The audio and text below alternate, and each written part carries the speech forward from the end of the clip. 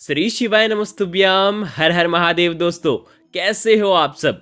देखिए, भगवान शिव की हम रोज़ आराधना करते हैं और अगर आप देखो तो शिव पुराण के उपाय में रोज़ हम आपको भगवान शिव से जुड़े हुए कुछ ना कुछ उपाय आपको बताते रहते हैं।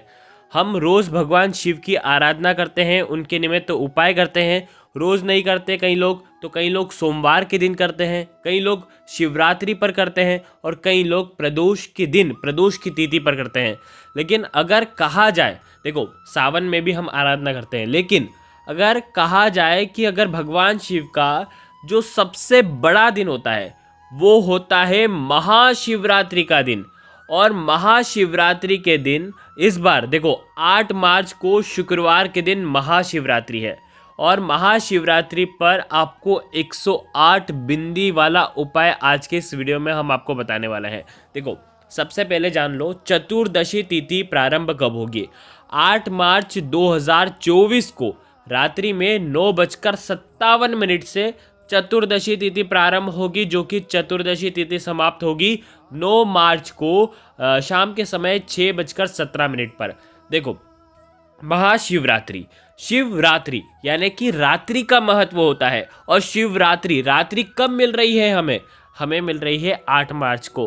तो 8 मार्च को ही चतुर्दशी तिथि मान्य होगी और 8 मार्च को महाशिवरात्रि है 2024 में। और निशिता काल में हमारे भगवान शिव की हम पूजा करते हैं, तो 8 मार्च को आपको ये उपाय करना है। देखो, सबसे बड़ी बात, 108 बिंदी वाला जो उपाय है ये केवल और केवल महाशिवरात्रि पर ही हमको करना है। साल में केवल एक बार ही ये मौका आता है जो कि हम महाशिवरात्रि पर ये उपाय करते हैं।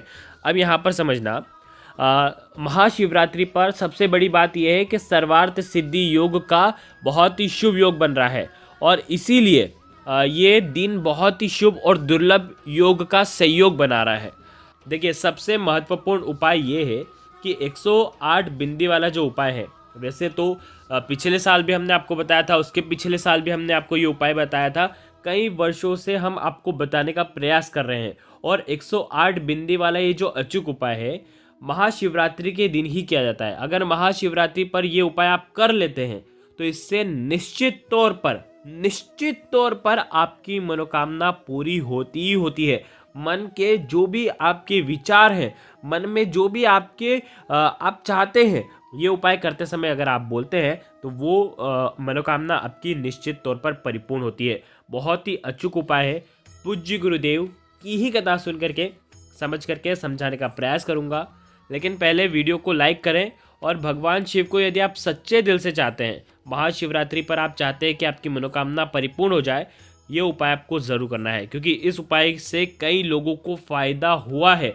पिछले साल कई लोगों ने कमेंट भी किए थे कि हमें इस उपाय से फ़ायदा हुआ है, उनकी मनोकामना परिपूर्ण हुई है। और साल में एक बार मौका मिलता है और बहुत सरल सा उपाय है, तो आपको करना ही चाहिए, क्योंकि साल भर आप उपाय कर रहे हैं। अगर आपको हो सकता है कुछ फ़ायदा ना मिला हो, तो भगवान शिव को प्रसन्न करने का ये सुंदर सा उपाय आपको सुंदर से दिन पर आपको करना है। सर्वश्रेष्ठ दिन कहा जाता है हमारे शास्त्रों में, तो ये उपाय आपको करना है।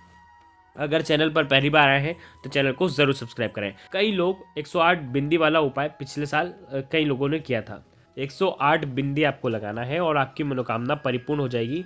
महाशिवरात्रि पर 4 प्रहर की पूजा होती है, लेकिन कई लोग बार बार मंदिर नहीं जा सकते, 4 प्रहर की पूजा नहीं कर सकते क्योंकि भीड़ भी बहुत होती है। और कई लोग क्या करते हैं कि 4 प्रहर, क्योंकि रात्रि में पूजा होती है तो कई लोग करते नहीं हैं पूजा, तो उन लोगों को तो विशेषकर ये 108 बिंदी वाला उपाय तो करना ही करना है। भगवान शिव के अगर आप भक्त हैं तो आपको ये उपाय करना ही करना है। देखो, रात्रि में ये उपाय किया जाता है और रात्रि में सर्वाधिक फल आपको मिलने वाला है। देखो, प्रदोष काल के समय अगर आप करोगे तो और अच्छी बात है। 8 मार्च को सूर्यास्त से 45 मिनट पूर्व शुरू हो जाता है प्रदोष काल और सूर्यास्त के 45 मिनट बाद तक रहता है, तो प्रदोष काल के समय भी आप ये उपाय कर सकते हैं। यहाँ पर समझना, जो रात्रि में 4 प्रहर की पूजा का समय रहता है, पहले वो आपको देखो स्क्रीन पर दिख रहा होगा। इन 4 प्रहर की पूजा के समय भी आप ये उपाय कर सकते हैं। ज़रूरी नहीं है प्रथम प्रहर अगर आपका निकल गया है तो आप द्वितीय प्रहर में आप पूजा कर सकते हैं। पहला प्रहर 6:25 से 9:28, दूसरा 9:28 से 12:30 के लगभग, और तीसरा प्रहर होगा 12:30 से 3:30 के लगभग, और चौथा प्रहर होगा 3:30 से लेकर के 6:30 बजे के लगभग। ठीक है, अब ये जो 4 प्रहर है, 4 प्रहर के मध्य में आप ये उपाय कर सकते हैं। बहुत प्यारा उपाय है। चारों प्रहर का समय हमने आपको बता दिया है। देखो, रात्रि में अगर आपको ऐसा लगता है कि हम नहीं जा सकते मंदिर, तो आप 8 मार्च को ही 6:25 शाम को 6:30 बजे के बाद आप ये उपाय कर सकते हैं। ठीक है, महाशिवरात्रि यानी कि भगवान शिव और माता पार्वती का मिलन, और महाशिवरात्रि पर शिवलिंग की पूजा करना, यानी कि भगवान शिव साक्षात शिवलिंग में वास करते हैं, और आपको प्रदोष काल के समय आप ये उपाय करें। तो दोस्तों, अब हम जानते हैं किस प्रकार से आपको ये उपाय करना है। 1 लोटा जल तांबे के पात्र के अंदर आपको लेना है। साथ में लेना है 1 बेलपत्र। 1 बेलपत्र खंडित नहीं होने चाहिए। बिल्कुल ध्यान रखना, मैं आपसे आग्रह कर रहा हूँ कि अगर बेलपत्र अगर आपके पास नहीं है तो ये उपाय बिल्कुल भी मत करना, क्योंकि खंडित बेलपत्र, और वो भी इतने शुभ दिन पर, हम भगवान शिव के ऊपर कैसे चढ़ा सकते हैं। वैसे तो खंडित चढ़ाना ही नहीं है, लेकिन अगर आप सोचते हैं कि हम उपाय कर लेंगे हमारा फ़ायदा हो जाएगा, तो क्यों, अगर आप मतलब उससे कोई भी फ़ायदा नहीं होने वाला है अगर आप खंडित चढ़ा दोगे तो खंडित का तो उपयोग बिल्कुल भी नहीं करना है। कैसे भी करके 1 बेलपत्र तो लेकर के आना है, कैसे भी करके लेकर के आए। खंडित बेलपत्र आपको उपयोग नहीं करना है। बिल्कुल ध्यान से समझ लो, इस बात को स्पष्ट रूप से अपने दिमाग में ये लेकर के चलना। 1 बेलपत्र, अगर बेलपत्र नहीं मिल पाती है कहीं से भी, तो भगवान शिव के ऊपर चढ़ी हुई बेलपत्र का आप उपयोग कर सकते हैं। 1 बेलपत्र खंडित नहीं होनी चाहिए, डंडी भी उस बेलपत्र की नीचे की डंडी भी होनी चाहिए। ठीक है, बेलपत्र आपने 1 ले लिया, साथ में आपने 1 तांबे के पात्र के अंदर जल ले लिया। ठीक है, अब आपको लेना है पीला चंदन। पीला चंदन ले लो या तो फिर लाल चंदन, दोनों चंदन में से 1 चंदन लेना है। लाल चंदन होगा तो और अच्छी बात है। ठीक है, लाल चंदन या तो पीला चंदन। साथ में लेना है थोड़ा सा जल, गंगा जल हो तो गंगा जल ले लो, या तो शुद्ध जल हो तो शुद्ध जल ले लो। देखो, तांबे के पात्र के अंदर जो जल भरा है उसके अंदर भले 2-4 बूंद गंगा जल की भी अगर आपके पास हो तो वो डाल देना। शिवरात्रि पर गंगा जल भगवान शिव के ऊपर आप अर्पित कर रहे हो, तो इससे बड़ा सौभाग्य आपका क्या हो सकता है। ठीक है, तो आप गंगा जल की कुछ बूंदें आप डाल सकते हैं। अब क्या करना है आपको, बिल्कुल ध्यान से समझना। भगवान शिव के मंदिर में आपको जाना है। ठीक है, जो समय हमने आपको बताया उस समय आप चल जाना। ठीक है, बेलपत्र जो है उसकी जो ये नीचे वाली जो डंडी है ना, ये डंडे आपको तोड़ देना है। ठीक है, निकाल देना है। और अब आप जो लाल चंदन लेकर के आए हैं, लाल चंदन के अंदर आपको ये जल, जो थोड़ा सा जल लेकर के आए हो ना, जो तांबे के पात्र के अंदर, थोड़ा सा जल इसमें मिलाना ताकि लाल चंदन का पेस्ट तैयार हो जाए। ठीक है, अगर गंगा जल हो तो गंगा जल भी मिला सकते हैं, शुद्ध जल हो तो शुद्ध जल भी मिला सकते हैं। ठीक है, अब आपको क्या करना है, बेलपत्र की 3 पत्तियां होती हैं। देखो, 3 पत्तियां हैं, और तीनों पत्तियों में देखना जो चिकना वाला जो हिस्सा है वहां पर। अब देखो, ये जो डंडी आपने निकाली है, इस डंडी को निकालने के बाद आपको ये जो डंडी है ये आपको लाल चंदन या पीला चंदन जो भी है उसके अंदर आपको डुबोना है। ठीक है, और उसके बाद ओम नमः शिवाय का जाप करते हुए बिंदी आपको लगाना है तीनों पत्तियों पर। पहले ऊपर वाली पत्तियों पर लगा लेना। ठीक है, 1 बिंदी लगाई, फिर वापस से डुबोकना है, फिर दूसरी बिंदी लगाई। ऐसा मत करना कि आप लगातार आप बिंदी लगाते जा रहे हो, ओम नमः शिवाय ओम नमः शिवाय ओम नमः शिवाय। ऐसा नहीं करना है, आपको बार बार डिप करना है, यानी कि आपको बार बार चंदन में इस डंडी को ले जाना है, फिर वापस से पत्ती की ओर लेकर के आना है। ठीक है, समझना, हर एक चीज़ बहुत समझने जैसी है, क्योंकि गलती अपने को करना नहीं है। क्योंकि हम उपाय तो कर रहे हैं और गलती कर देंगे तो फिर मतलब नहीं है, उसका कोई फ़ायदा हमको होने वाला नहीं है। तो हम क्या करेंगे, एक एक डीप करेंगे और ओम नमः शिवाय या श्री शिवाय नमस्तुभ्यम या नमः शिवाय, पंचाक्षर मंत्र, षडाक्षर मंत्र जो आपको जपना है वो आप जप सकते हैं 108 बार। 108 बार बिंदी लगाना है आपको। पहली पत्ती पूरी भरा गई तो फिर दूसरी पत्ती लेना, फिर दूसरी पत्ती या तीसरी पत्ती, फिर ऐसे करते हुए आप तीनों पत्तियों पर आपको 108, देखो तीनों पत्तियों पर मिला करके 108 होनी चाहिए। ऐसा नहीं कि एक पे 108 लगा दी, एक पे 108 लगा दी, ऐसा नहीं करना है। तीनों पत्तियों पर मिला करके 108 बिंदी आपको लगा लेना है। ठीक है, दूसरी बात ये समझ में आ गई। अब यहाँ पर एक और चीज़ समझना, जब आप बिंदी लगाओगे तो आप जो मंत्र का जाप करोगे तो ऐसा नहीं कि 10 में आपने ओम नमः शिवाय बोल दिया और बाकी में आपने श्री शिवाय नमस्तुभ्यम बोल दिया, फिर वापस से ओम नमः शिवाय पे आ गए। ऐसा नहीं करना है। एक मंत्र आप मन में कंठस्थ कर लीजिए कि ये मंत्र हम मेरे को बोलना है, ठीक है। वही मंत्र आपको 108 टाइम्स यू हैव टू चेंट, ठीक है। तो आप 108 बार आप ये मंत्रों का जाप करें और बिंदी आपको डिप करते करते आपको लगानी है, ठीक है। तीनों पत्तियों पर बरोबर से आपको लगा लेनी है। अब आपको क्या करना है, ये बेलपत्र जो है आपके हाथ में रखना है आपको, और आपको आपकी जो भी विशेष कामना है वो आपको बोल देना है, ठीक है। अब इस बेलपत्र को देखिए, अब यहाँ पर समझने जैसी बात है, आपका बेलपत्र बिल्कुल तैयार हो चुका है, ठीक है। अब बेलपत्र आप क्या करोगे, सबसे पहले जो तांबे का पात्र है जिसके अंदर 1 लोटा जल है, वो जल आपको भगवान शिव के शिवलिंग पर श्री शिवाय नमस्तुभ्यम का जाप करते हुए आपको अर्पित कर देना है। अब ये जो बेलपत्र है, ये बेलपत्र आपको क्या करना है, सबसे पहले माता अशोक सुंदरी वाले स्थान पर आपको छुआना है। छुआओगे कैसे वो भी समझ लो।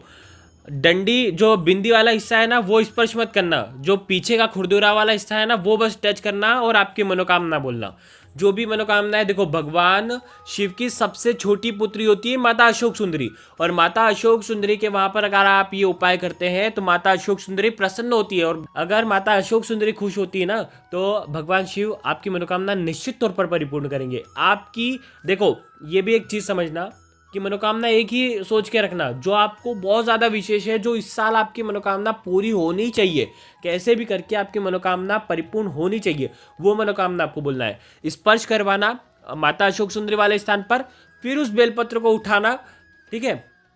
छुआना है, मतलब पूरा रखना मत, छुआना। आपका हाथ बेलपत्र के पत्ते के ऊपर ही रहना चाहिए, टच रहना चाहिए। छुआना, नीचे से पकड़ना, बिल्कुल छुआ करके मनोकामना बोलना, फिर उठाना, फिर पार्वती माता का हस्तकमल और भगवान शिव का शिवलिंग जिससे जुड़ा हुआ रहता है। दोस्तों देखो कहाँ पर हमको मालूम है ना, कटी भाग, देखो वीडियो के अंदर बताने का प्रयास कर रहा हूँ। इस प्रकार से यहाँ पर भी आपको छुआना है और आपकी मनोकामना बोलनी है। मनोकामना कौन सी बोलोगे, जो माता अशोक सुंदरी के वहां पर बोली थी वही मनोकामना आपको वापस से कटी भाग के वहां पर बोलना है। दूसरी बार आपने मनोकामना बोल दी। अब इस बेलपत्र को वापस से उठाना है और भगवान शिव के शिवलिंग पर आपको अर्पित करना है। लेकिन अर्पित कैसे करोगे, जो 108 बिंदी भगवान शिव के मंत्र से अभिमंत्रित ये बिंदियां जो आपने लगाई है, वो बिंदियां भगवान शिव के शिवलिंग पर स्पर्श होनी चाहिए, ठीक है। आई समझ में, स्पर्श हो जाएगी और उसके बाद वापस से आपको वहां पर आपकी मनोकामना बोलनी है। तीनों जगह एक ही मनोकामना बोलनी है, वो निश्चित तौर पर आपकी मनोकामना इस महाशिवरात्रि की दिव्य रात्रि में निश्चित तौर पर परिपूर्ण होगी। देखो यहाँ पर पूज्य गुरुदेव कहते हैं कि जिस प्रकार से, देखो हमने आपको बिल्कुल कर करके आपको बताया है। अब जो डंडी जिससे आपने एक एक बिंदी लगाई थी, उस डंडी का आप क्या करोगे, उस डंडी को आपको रखना है, जो जलाधरी है, जलाधरी के एकदम कोने में, एंड में जहाँ से जल गिरता है वहाँ पर आपको रखना है, ठीक है। या तो इस डंडी को आपको कहाँ पर, बेलपत्र के पेड़ के नीचे रख करके आ जाना है क्रिया करने के बाद। अब देखो जैसे आपने बेलपत्र अर्पित कर दिया, उसके बाद भगवान शिव से प्रार्थना करना, विनय करना, जीवन के कष्ट जो है वो दूर हो जाए, ऐसी आपको प्रार्थना करनी है। 8 मार्च का बहुत ही विशेष सा दिन है। 4 प्रहर में जब आपकी इच्छा हो तब आप ये उपाय करेंगे तो सबसे ज़्यादा सुखकारी होगा, कल्याणकारी दिन है। अगर आप चाहें तो सच्चे मन से, सच्चे दिल से, साफ दिल से अगर आप ये उपाय करते हैं तो निश्चित तौर पर महादेव आपकी मनोकामना पूरी करेंगे और आपको निश्चित तौर पर फायदा होगा। देखिए महादेव के ऊपर, शिवलिंग के ऊपर जब बेलपत्र अर्पित करोगे तब आप विशेष महादेव का नाम भी आप स्मरण कर सकते हो। ऋण ज़्यादा है तो ऋण मुक्तेश्वर महादेव, शनि दोष से कोई परेशान है तो शनि की 7.5 हो, शनि की ढैया हो, शनि से जुड़ी कोई भी परेशानी हो तो शनिश्चर महादेव का स्मरण कर लेना। रोग मुक्ति के लिए अगर आप करना चाहते हो तो आप कुंदकेश्वर महादेव का नाम स्मरण कर लेना। शुक्रवार का दिन है तो शुक्रेश्वर महादेव, जो कि शुक्र देव को अगर हम प्रसन्न कर लेते हैं, शुक्रेश्वर महादेव का नाम ले लेते हैं तो शुक्र देव मजबूत हो जाते हैं, धन वैभव ऐश्वर्य कीर्ति की प्राप्ति हमें करवाते हैं। तो जीवन की तमाम समस्याएं, बाधाएं, कष्ट आपकी दूर हो सकती है। आप किसी भी एक महादेव का नाम ले लेना और आपके जीवन के संकट बाधा जो है वो निश्चित तौर पर दूर होंगे। विशेष मनोकामना पूर्ति का ये उपाय है। देखिए आज 4 मार्च है और आज ही हमने आपको ये उपाय बता दिया है, तो चंदन ना हो तो चंदन पहले से ही लेकर के आ जाना। बहुत ही प्यारा सा विशेष सा उपाय है। श्री शिवाय नमस्तुभ्यम। कुछ समझ में ना आए तो कमेंट में एक बार पूछ लेना। घर में निश्चित तौर पर आपकी खुशी आएगी, मनोकामना निश्चित तौर पर महादेव आपकी पूरी करेंगे। हर हर महादेव।